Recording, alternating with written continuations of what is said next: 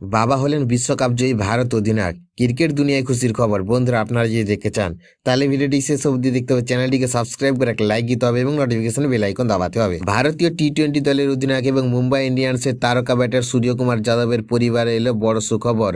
বাবা হলেন mister 360 degree. তার স্ত্রী দেবিসা শেট্টি জন্ম দিয়েছে ফুটফুটে এক কন্যা সন্তানের।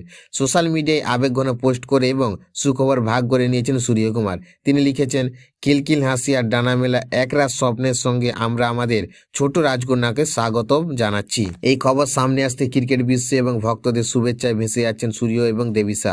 2010 সালে প্রথম পরিচয়, তারপর দীর্ঘ সম্পর্কের পর বিয়ে। প্রায় 10 বছরের দাম্পত্য জীবনের পর এটাই তাদের প্রথম সন্তান।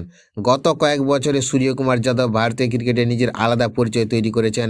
বিশ্বকাপ জয় থেকে শুরু করে এশিয়া কাপ, একের পর এক বড় সাফল্য এসেছে তার ক্যারিয়ারে। এবার ব্যক্তিগত জীবনেও এলো সবচেয়ে বড় আনন্দের মুহূর্ত। ভক্তদের মতে মাঠে যত ভয়ঙ্কর ব্যাটিং করুক না কেন, জীবনে এই নতুন ইনিংস সূর্যকুমারের সবচেয়ে স্পেশাল। আইপিএলে মুম্বাই ইন্ডিয়ান্সের কঠিন সময়ের মধ্যে থাকলেও ব্যক্তিগত জীবনের এই সুখবর তাকে নতুন করে মানসিক শক্তি দেবে বলেই মনে করছে অনুরাগীরা।